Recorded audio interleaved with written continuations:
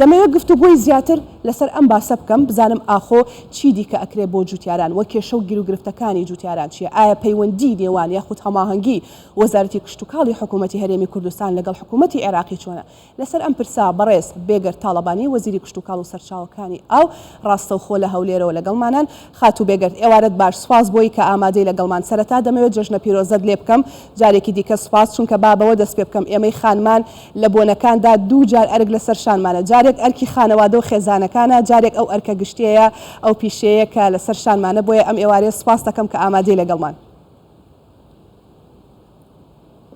زۆر سپاس ژینۆخان جەژنی جەنابی شێد و هەموو ئەو بەڕێزانەی کە لە ڕێگەی شاشە جوانەکەی ئێوە دەمان بینن پیرۆز بێ هیوادارم کە هەموو کاتێکیان جەژن و خۆشی بێت و تەندروستی هەموو لایەک باش بێ و جەژنێکی ئارام بەڕێ بکەن. زۆر سپاس خاتو بێگەر لەو پرسیارەوە دەست پێکەم لە ماوەی 3 ساڵی ڕابردوودا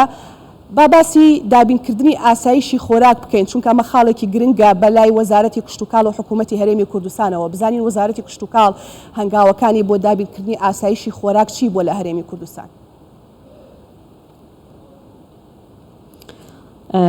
خۆتان دەزانن ئێمە لە وەزارەتی کشتتوکاڵ و سەرچاوەکانی ئاوی حکوومەتی هەرێمی کوردستان لە دوای دەست بەکاربوونی کابینەی نوێیەم کاتێک کە بەرنامەی کاری کابینەی نوێیەم خراە بەردەمی بەڕێزان لە پەرلەمانی کوردستان و خەڵکی کوردستان لەو چوارچێوەیەدا هەنگاوەکانمان دەست پێ کرد و پلانی استراتیژی خۆمانمان داڕژ بۆ ئەوەی کە قۆناغ بە قۆناغ بە پێی ئەو دەسەڵاتی کە پێمان دراوە لە چوارچێوەی یاسا بەرکارەکانی حکوومەتی هەرێمی کوردستاندا کار بکەین بۆ ئەمە بەستە ئێمە یەکێک لە مەهامەهرە سەرچیەکانمان بابەتی گرنگیدان بوو بە ئاسایشی خۆراک خۆتان دەزانن هەرێمی کوردستان لە ڕابردوودا ساڵانێکی زۆرە کە ئێمە دەزانین بڕێکی زۆر لە گەنم یەکێک لە دانەوێڵە هەرە سەرچیەکان کە دانەوێڵەیەکی گرنگە لە چوارچێوەی سەبەتەی خۆراکی هەر ماڵێکدا ئینتاجێکی زۆرمان هەبوو و کێشە و گرفتێکی زۆریشمان لەسەر شێوازی بە بازارکردنەکەی هەبوو بۆیە بیرمان لەوە کردەوە یەکەم پرۆژەمان کە بردمانە کۆبوونەوەی ئەنجومەنی وەزیران بریتی بوو لە دروستکردنی سایلۆ و دروستکردنی سیانزە کارگەی جۆرا و جۆر بۆ بە پیشەسازیکردنی دانەوێڵەی گەڵم و خەزنی گەنم و وەرگرتنەوەی لە جوتیاران بە خۆشحاڵیەوە ئەم پرۆژەیە خۆی دەبینێتەوە لە دامەزراندنی چەندین سایلۆی جیاواز لە 3 پارێزگای هەرێمی کوردستان کە توانای خەزنی 500,000 تۆنیان هەیە ساڵانە لەگەڵ کارگەکانیان کە لە ئێستادا بەشێک لە کارگەکان بە تایبەتی کارگەی خۆشنا و بەگەڕ کەوتووە و بەرهەمەکانیان دەنێرێتە ناو بازاڕەکانی هەرێمی کوردستان و هەروەها ئەوەی قەیوانیش دووبارە لە ئێستادا ئینتاجی ئاردیان هەیە بەڵام بەرهەمەکانیان لە ژێر چاودێری وەزارەتە پەیوەندیدارەکان ئینتاجی هەیە جگە لەمە لە بواری پەرەپێدانی پیشەسازی خۆراکیدا هەنگاوی جددیمانە بە هەماهەنگی لەگەڵ دەستەی وەبەرهێنان بەشێکی زۆری ئەو سێکتەرانی کە کارمان لەسەر کرد بریتی بوو لە بەرزکردنەوەی ئاستی وەبەرهێنان لە بواری کەرتی کشتتوکاڵ و پیشەسازی خۆراکی بە ئەوی کە ئاسایشی خۆراکی خۆمان پارێزراوە بێ و لە چوارچێوەیەشدا بە خۆشحاڵیەوە ئەوەی کە تاوەکو ئێستا فیدباکە لە دەستەی وەبەرهێنان وەرمانگرتوتەوە لە 1.8 لە سەدا ئاستی وەبەرهێنانی پیشەسازی کشتتوکاڵی بەرز بۆتەوە بۆ سەروی 108 کە ئەمە یەکێکە لە هەنگاوە گرنگەکان بە ئاراستەی پاراستنی ئاسایشی خۆراک و دامەزراندنی چەندین کارگەی جیاواز و جۆرا و جۆر لە سەرجەم ناوچەکانی هەرێمی کوردستاندا بۆ ئەوی ئێمە بتوانین هەموو ئەو بەرهەمانەی کە لە بەروبوومە خۆماڵیەکانی خۆمانەوە بە پیشەسازی بکەین لە ژێر چاودێری و بە تەندروستیەک و کوالیتیەکی بەرز دووبارە بیخینەوە ناو بازاڕەکانی خۆمان و بازاڕی ئێمە هەمیشە بازاڕی ساختکردنەوەی بەروبوومی هاوردە نەبێ. هەر ئەمە ژوای کرد کە ئێمە زۆر گرنگیماندا بە تایبەتی بە بواری پەتاتە و بە بواری زەیتی زەیتون و لە بواری قارچێک و لە بواری بڵێن دامەزراندنی کۆمەڵێک کارگەی جیاواز کە کارگەکانی ئەلبان کە ئەمانە هەمووی دەچنە چوارچێوەی ئەو هەنگاوانەی کە بۆ پاراستنی ئاسایشی خۆراک لە هەرێمی کوردستان نراوە لەگەڵ دەیان پرۆژەی گرنگی تر لە بواری سامانی ئاژەڵی و پەلەوەری کە تەسیراتی گەورەی دەبێت لەسەر بەرهەمی ناوخۆی بازاڕەکانی خۆمان و لەسەر کوالەتی بەرهەمەکان و پاراستنی ئاسایشی خۆراکش. دەستخۆش باسی هەندێک کار و پرۆژەی باشت کرد و ئێمەش لێرە بە داتا و ئامار باسی هەندێک کار و پرۆژەمان کردووە کە لە ماوەی 3 ساڵی کابینەی نوێمی حکوومەتی هەرێمی کوردستان و وەزارەتی کشتتوکاڵ توانیوێتی ئەنجامی بدا لەگەڵ هەموو ئەمانەدا بەڵام ئێمە دەبینین هەندێک جار جوتیاران گلەییان هەیە و داواکاریشیان هەیە لەگەڵیادا ئەوەی کەماوە تاکو ئێستا چی هەیە کە بۆ جوتیاران بکرێت یعنی داواکاری سەرەکی جوتیاران چیە لە وەزارەتی کشتتوکاڵ؟ ژینۆخان طبعاً داواکاری جوتیاران بە شێوازێکی گشتی ڕەوایە لە جێگەی خۆیدایە ئەوان داوای پاڵپشتی دەکەن بەداخەوە خۆتان دەزانن کابینەی نوێم لە سەرەتای دەست بەکاربوونی ڕوبەڕووی کۆمەڵک قەیران بووە لەسەروی هەمویانەوە قەیرانی دارایی و تێکچوونی پەیوەندیە سیاسیەکان لەگەڵ حکوومەتی ناوەندی و تەسیرات لەسەر هاتنی ئەو بودجەی کە دەهاتە هەرێمی کوردستان تەسیراتی لەسەر هەموو سێکتەرەکاندانە دوای ئەوە نەخۆشی کۆرۆنا کە بڵاو بۆەوە دووبارە تەسیراتێکی گەورەی دروست کرد لە سەر هەموو سێکتەرەکان و کوشت و کاڵیشی گرتەوە خۆتان دەزانن چەندین مانگ دەوامی فەرمی وەستا و ئەمانە هۆکارێکی ئەساسی بوون بۆ ئەوەی کە نرخی کاڵا و شتومەکەکان کە پێداویستی ڕۆژانەی جوتیارانە و لە دەرەوە هاوردە دەکرێت زۆر بەرز بێتەوە و ناڕزایی و ڕەخنەی جوتیاران کە دووبارەی دەکەمەوە ڕاستە لە جێگەی خۆیەتی بەڵام بەشێکی زۆری ئەم بابەتانە پەیوەندیدارە بە کۆی ئەو قەیرانانەی کە ئێستا لە ناو بازاڕەکانی دنیاشدا دروست بوو بە تایبەتی دوای دروستبوونی شەڕی رووسیا و ئوکراینا کە کاریگەریەکی زۆری خستە سەر بازاڕی عالەمی بەگشتی و نرخی کاڵا و شتومەکە و پێداویستیەکان بە تایبەتی پەینی چیمیایی مادە قڕکەرەکان و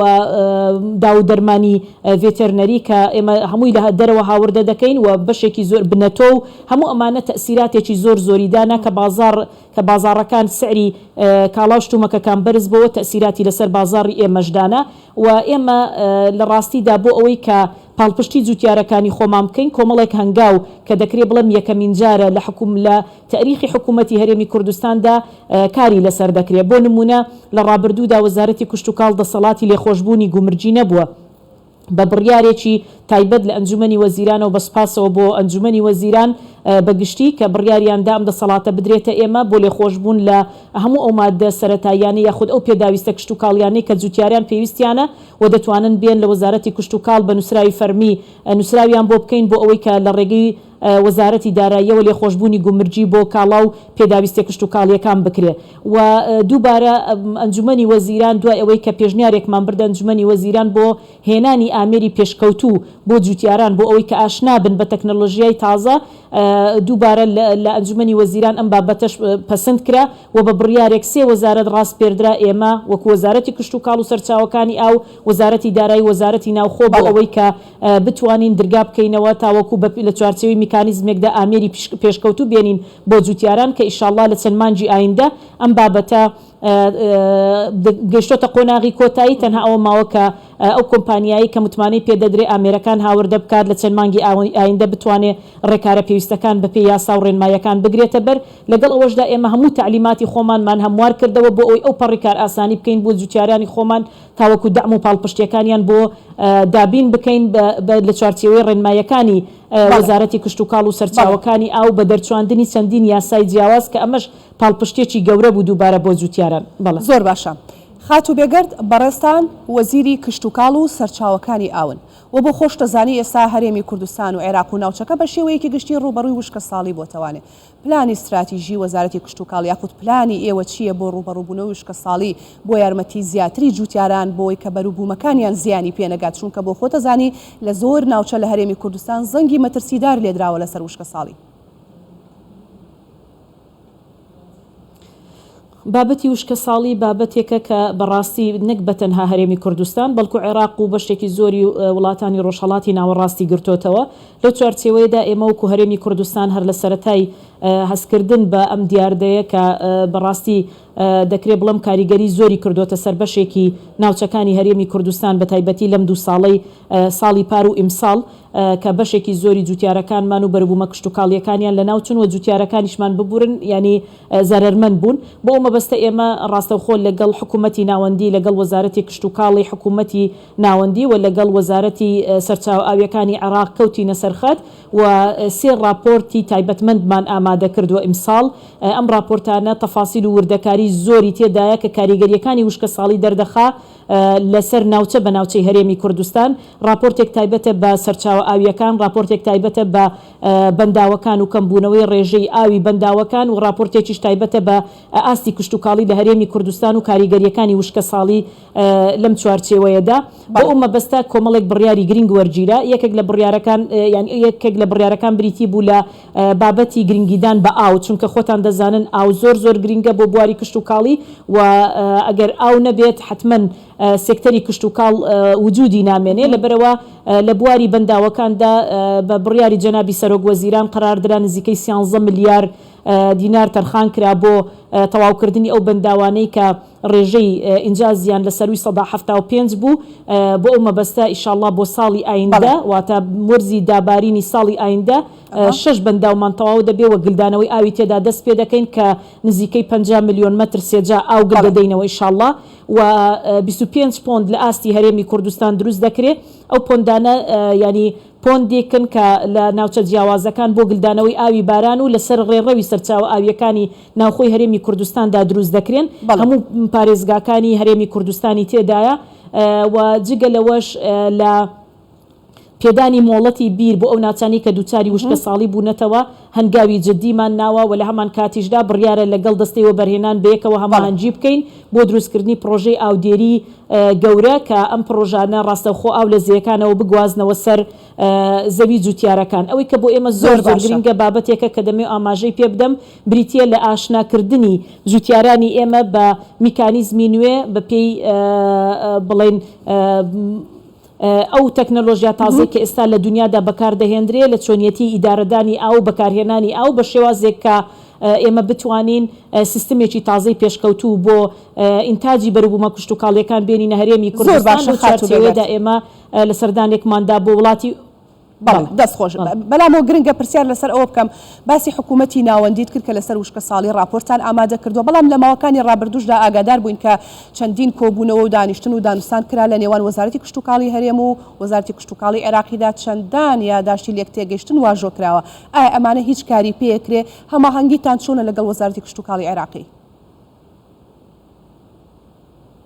ئێمە لەگەڵ وەزارەتی کشت و کاڵی عێراق هەماهەنگیەکانمان دەکرێت بڵم باشن بەیەکەوە تەنسیقی باشمان هەیە بەڵام خۆتان دەزانن زۆر جار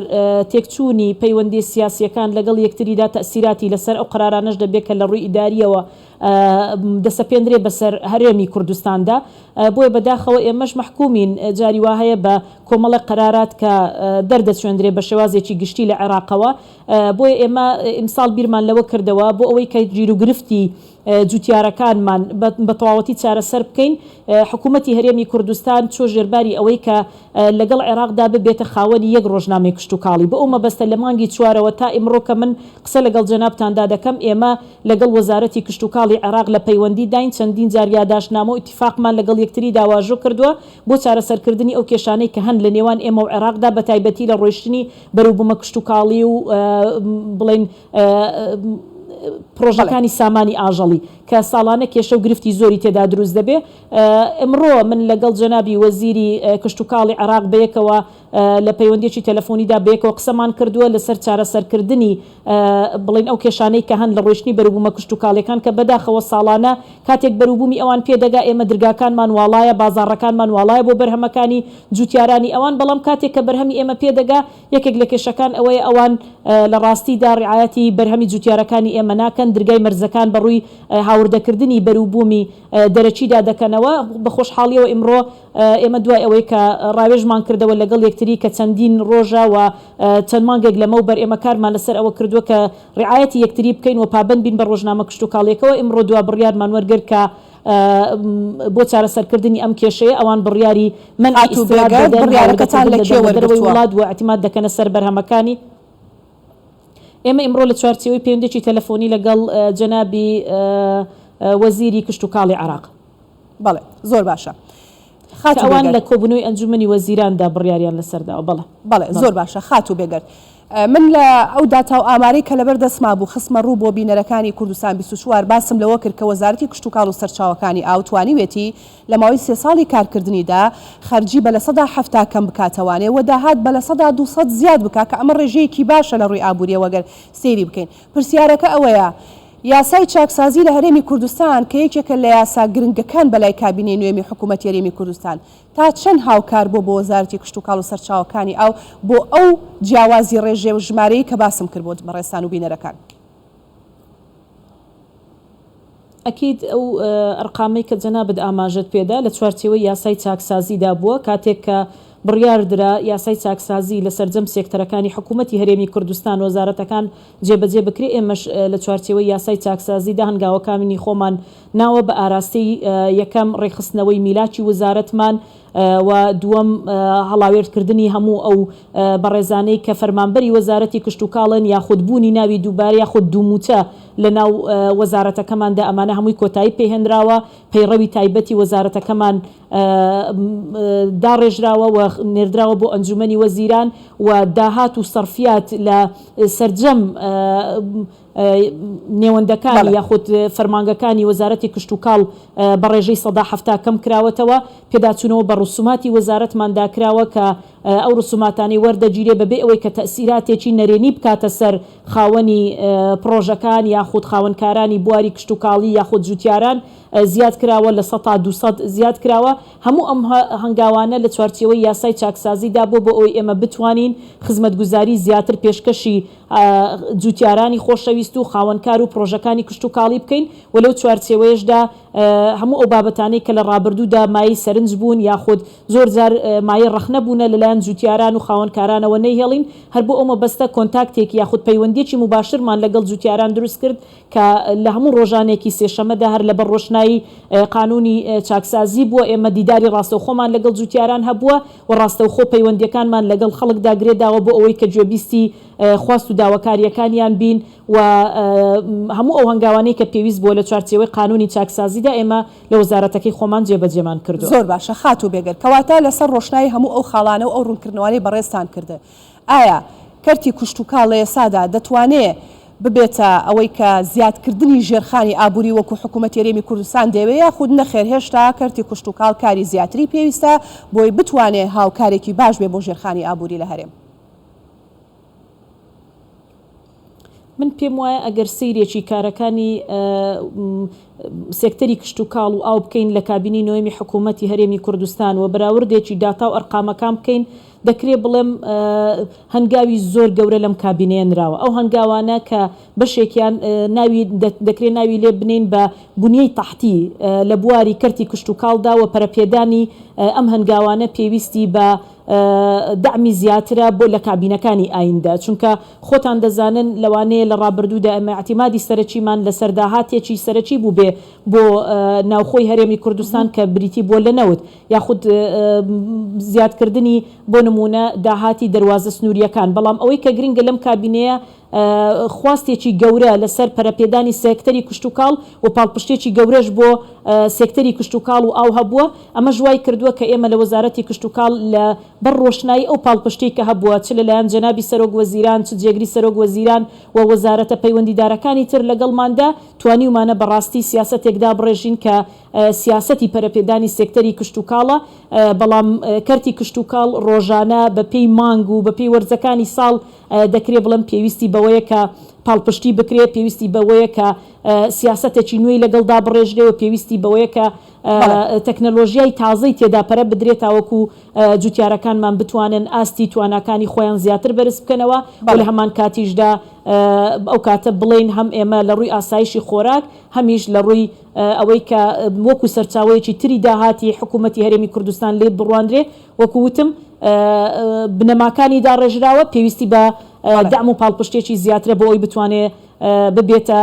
بنەمایەکی گرنگی ئابووری لە هەرێمی کوردستاندا. بەڕێز بێگەر تاڵەبانی وەزیری کشتتوکاڵ و سەرچاوەکانی ئاو گەلێک سوپاس کە ڕاستەخۆ لە هەولێرەوە لەگەڵمان بووی. زۆر سوپاس بۆ ئێوەش.